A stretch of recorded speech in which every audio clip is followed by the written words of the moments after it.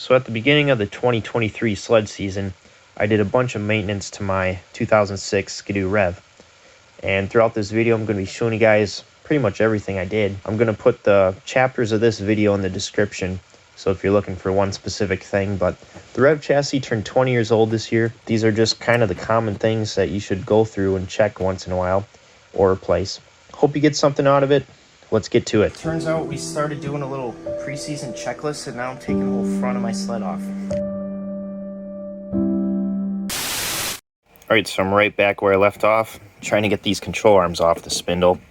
I had to heat this up, oil it, and then finally pound it off with it upside down. And then I might have to shove this in the press to get this ski bolt out, because that's stuck. Everything's stuck. Alrighty, tip of the day, got the upper ball joint out. What I did, heat it up just a little bit with MAP gas, because MAP gas is a little hotter than propane, and then spray it down with PV Blast, let it seep into that taper for like 15 seconds. I gave it a few taps and it popped right out. Still fighting that spindle. Got this one out because this one just fell apart. Like, I loosened the bolt up and I'm like, yeah, it's gonna be stuck in there. Then it just slides right out. Basically fell out. But pounding the bushing out, I mean, this thing has not been greased in a long time. So if you can get all this apart easily, that's good. You should really grease it up so that this doesn't happen to you, so that it all comes apart easy. And I used a pickle fork to get this ball joint out. The other one I was able to tap it out, but this side I was really beating on it, and kind of wish I didn't do that. But we're going to show you guys some tricks you can do with JB Weld before we powder coat this, just so that it looks good. The paint on here is holding up pretty well considering how old this is, and this, you can't really do anything about this because it's just going to rub through there. But they aren't bad, so I think powder coat's going to last a long time.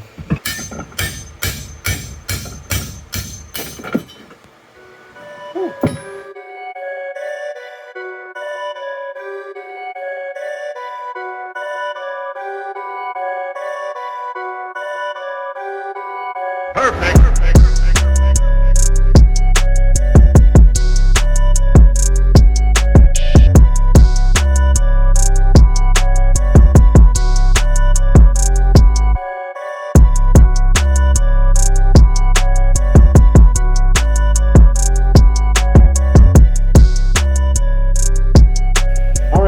Laid down the first coat.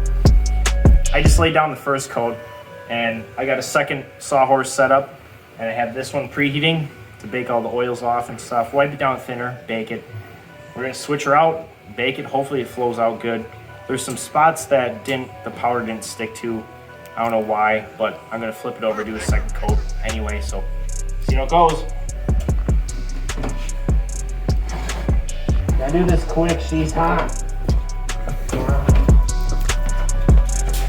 Minty Ford. And we're good. Yep, this one's all done. This one don't fall. Alright, careful. Oh, yeah. Let's see this one up quick.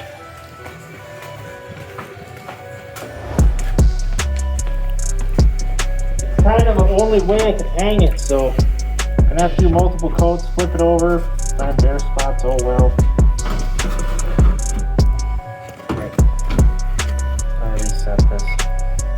Alright, I threw the part in the oven. A few little quick tips here, but if you want to learn more about how I do powder coating with the Harbor Freight gun, kitchen oven, I have a whole video on that. But sometimes you want to let off the pedal to disengage the electricity, basically, and then put the powder on and then hit the pedal again so it sticks. Something I've been trying out, because sometimes there's like static electricity. You come into the corner of the part and the powder don't want to stick because electricity, I don't know, sometimes it just happens, and you want the powder to stick. If your powder comes out all bumpy, it could be because you're going too thin, and hopefully those parts, those areas don't come out bumpy and because they're thin. But I'm gonna have to flip this part over, it looks like, and do a second coat anyway. And you can sand powder like you sand paint and then do a second coat. So I think it'll turn out good, and half the areas you won't even see. And I'm mainly worried about it holding up to the salt and stuff when it's on the trailer going back and forth up north. But yeah, I got this cooking, and we're gonna go apply another coat on the other arm right now.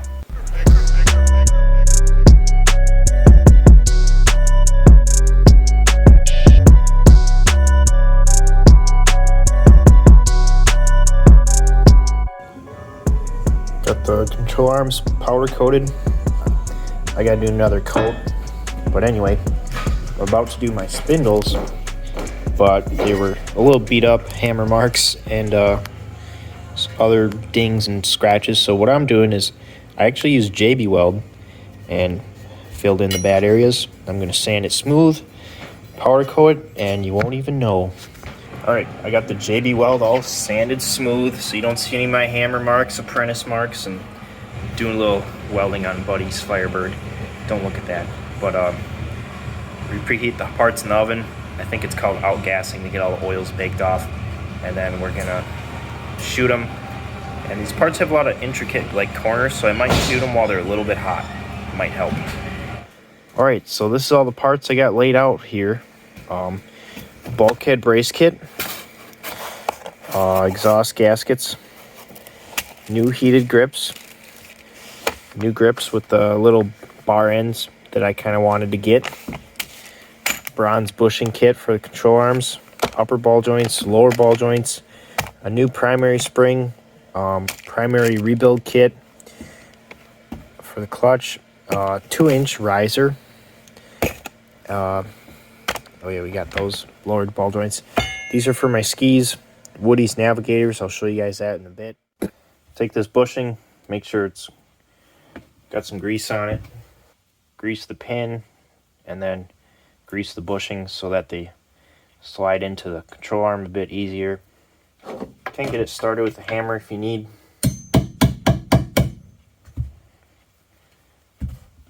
Pop in the other side. So this side fits a lot better. Then we just go over to the vise. Then we're gonna just tighten it till it gets tight. That one's in.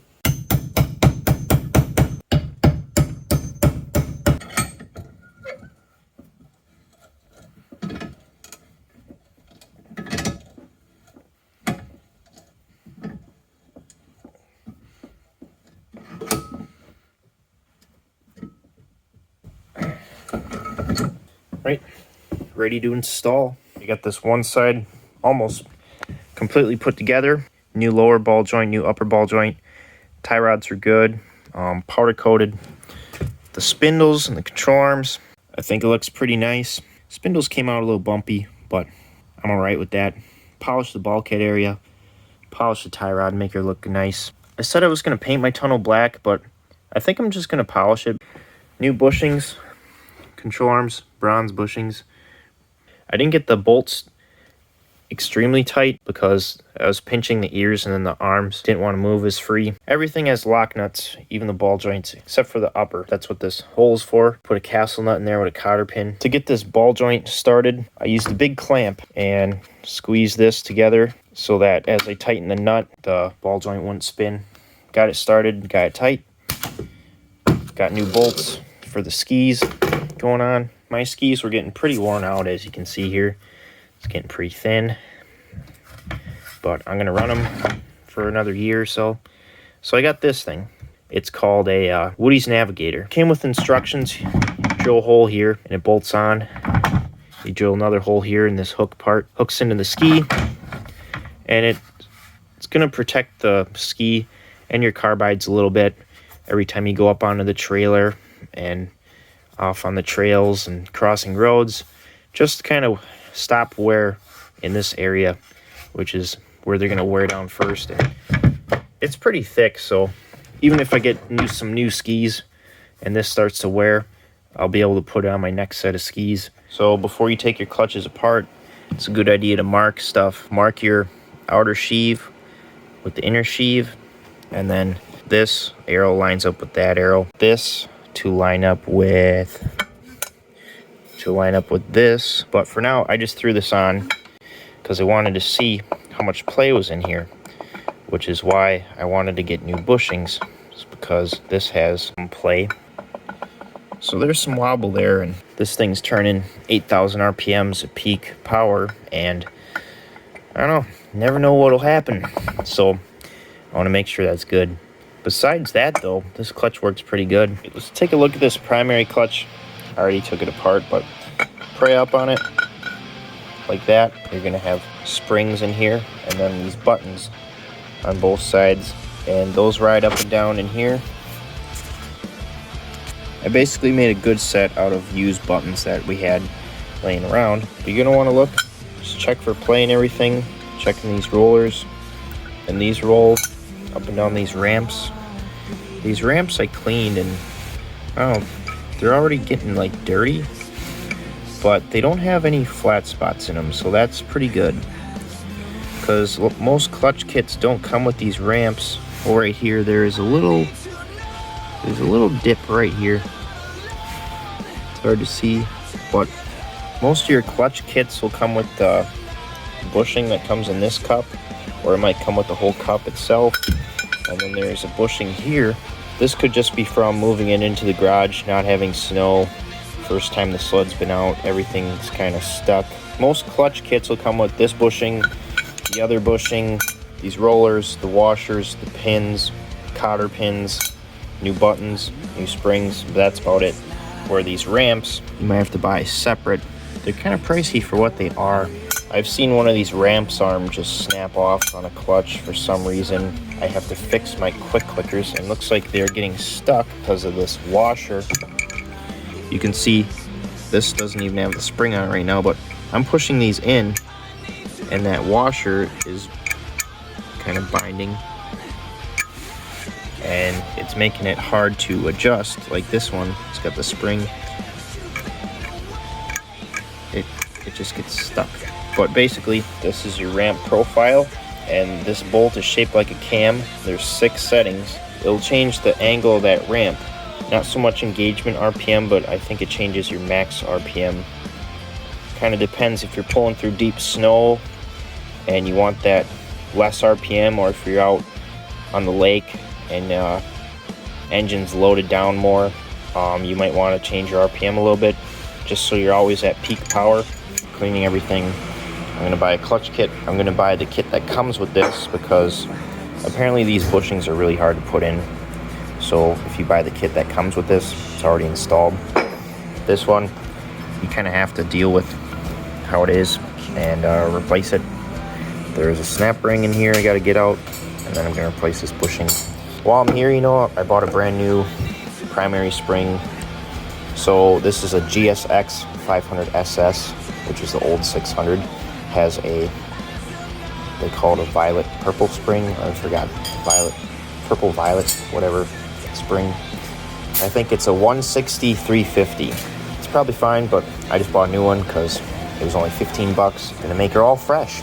That goes on here. I gotta compress this to get the bolts started.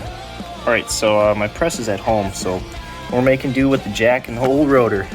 Got a board compressing this just so we can get the bolts started.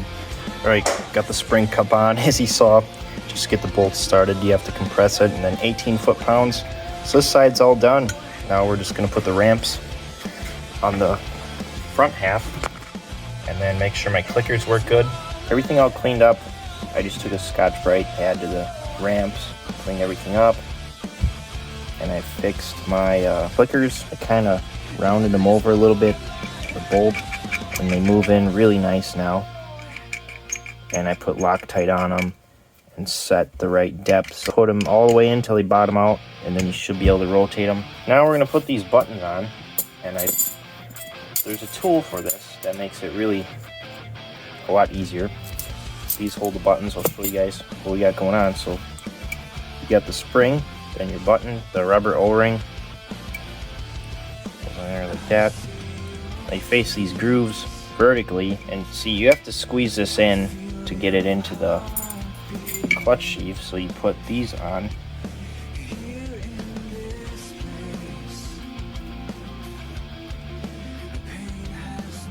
Just like that. Rotate them down to the next side.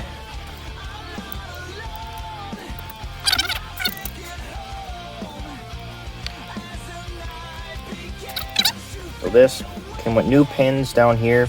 Had to reuse the pins in here, but had to reuse the washers in here as well, but it got new rollers. This cup comes with a new bushing, and as you saw, we replaced this bushing. And yeah, there's an arrow right here, arrow right here. You can line it up just like this.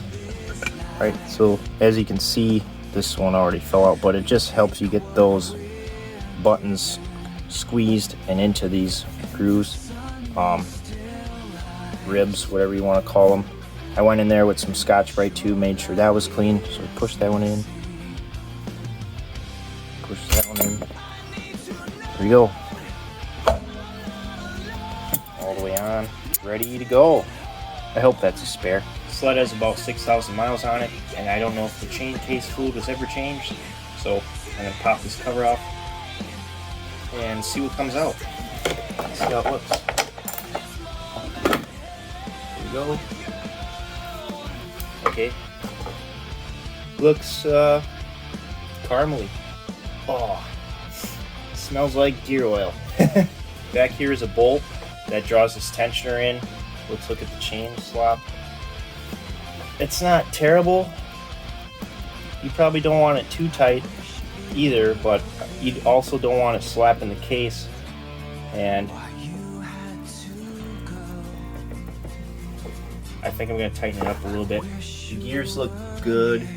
Chain's probably stretched, but you gotta think, if you're going 80 miles an hour, what's this chain doing? There we go. 4322. That's gear ratio. 500 SX. Get this chain out. So I got this all back together and cleaned up, and the chain has been tightened to about where it was before. All this slop is probably because there's a keyway in here that's worn out. But what you can do to check your chain tension without taking any of this apart is put your parking brake on and turn your secondary, which is on the other side of the shaft, and see how much it moves. But I guess this is kind of common for these to wear out. Plus I'm here anyway, I can see exactly how tight and loose it is. So this is about where it was, but what it said in the manual to do, that you can tighten this until it's hand tight and then back it off until you can get the cotter pin in, because the only thing keeping this from turning is the cotter pin. So that's hand tight, and this is way too tight, and that's just by hand. So back it off till we get the pin back in there, and I'm still kind of thinking that this is a bit too tight. So half a turn back, put it back to where it basically originally was when I took it apart. Should be good. I mean, it's loose, but it's also at least a 1/4 inch away from the hitting here. So just something to note. So I guess what you can do is go fully tight. Just go hand tight. Back it off till your pin lines up, and then go 180. And then that's where mine's at. So now that I'm happy with this, I'm going to put my nice shiny cover on. It ain't perfect, but she looks good, and it's going to make the rest of the sled look way worse, so that's always nice.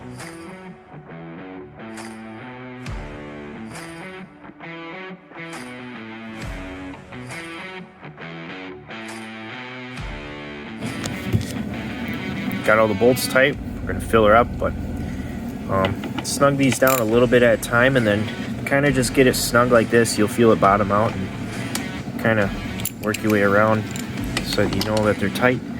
I'm going to call that T-handle tight, where it's hand tight, but you got a wrench in your hand. Shout out neighbor guy. Thanks for this Lucas 7590 gear oil. Now, 75 is a little bit thinner than 90. It's not going to take much. I heard like 8 to 12 ounces, somewhere in there. Oh yeah, that's not that thick. So we're just going to fill her up.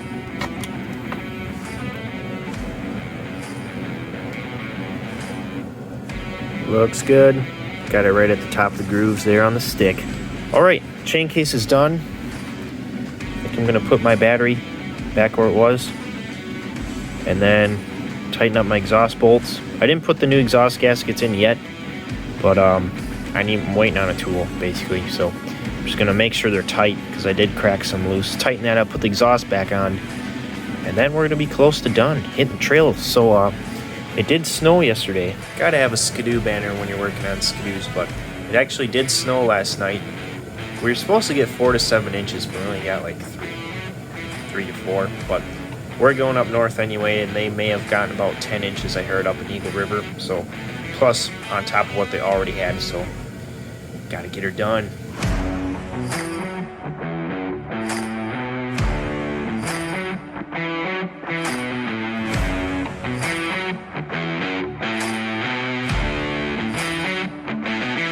The grips, I got heated grips. I just got to wire them up, 3 wires, high and low. To get my old grips off, I used a heat gun and just kept prying on it until it ripped off. I got these bar ends that screw in, and then the heated grip actually wraps around all the way to the end of the grip. The grips I got have a hole in the end, and this is so handy. I don't even need grip glue or anything, because once they're on there, they're pretty much on there. But I'm going to get it started. I insert my air hose into this hole, put air in there, and it'll just slide right on. This also works well to get grips off of like dirt bikes if they're not glued on severely. You can pry this back just enough to get the tip of the air gun in here and just put air in there. And once there's air, it just separates, pulls off. Oh.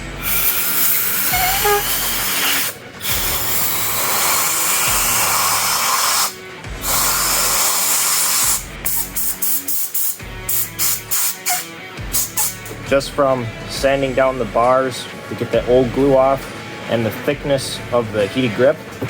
These grips, they aren't twisting or anything. All right, so I'm trying to reroute this throttle cable because it goes underneath the bars, and when I turn, it was pinching it. Now notice I have my throttle block slid forward, so it's not as tight now.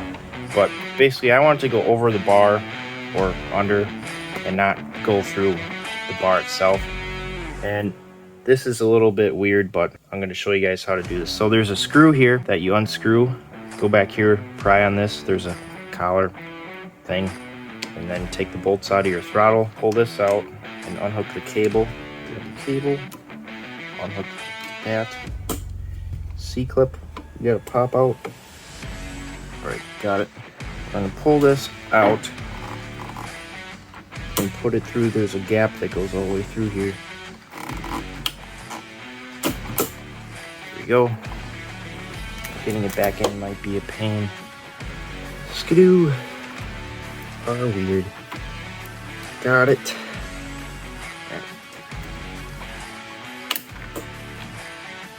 I'm gonna put that clip back on, hook this back in the throttle, put this back and see if that helped any. So I took this panel off. I still need a little bit more slack, but I'm gonna have this cable go above this aluminum piece instead of below it, and then shoot down to the carbs. Then I should have enough length, because at full lock, you blip the throttle, let off, you hear that click noise. When I turn like this, I don't hear it. That means the throttle cable's being stretched. Loop it over that, it should fix it. So if you're wondering how tall of a riser you can run without extending anything, I know that about a ½ inch up here, which is where your original hardware would be, so your bottom of your bar to this bar on mine is 7 inches. And this ain't even a pivot riser, but these bars are more like a bicycle or BMX bike, you could say. A lot of other skidoos are just a straight bar to here. So I'd say you could run a 6-inch riser, and I'll show you how I did it. Instead of it going through the center, I had it go out, and it just goes here. Can't really see it, but it loops straight down to the carbs. And then the brake hose, instead of it being zip tied here, I put it on the outside. Basically, I had to unplug this, flip it out of the back of the switch panel. Now that has enough slack, and instead of going around the bottom of this, I just have it go up to the top. Plenty of slack now. You want to go full right. Make sure you still hear your slides clicking. That way you know the cable's not stretching. Just make sure you can go full lock and nothing is binding. I'm gonna have to check later on if stuff's rubbing. Maybe I'll zip tie some more things, but so yeah, got that all set. New grips. I got the pipe on. Cleaned a lot of stuff here. I polished this. Can't really see it. I'm gonna put my battery in tomorrow. I cleaned this so I could see my oil level better. Pipes in. Just gotta put the clutch on now and I'm ready to ride. Well, don't think I'm gonna be racing this year, so it's a little disappointing, but gotta peel the numbers off. If you made it this far in the video, thanks for watching. I'm going to be putting together probably 2 more snowmobile videos, kind of a recap of our rides, and then another project I picked up that really didn't go too well. It's basically spring as I'm filming this, so I'm going to be getting out some other summer projects, get back to the 200X, get that thing going. And if you want to see more of something, leave a comment. Once again, thanks for watching.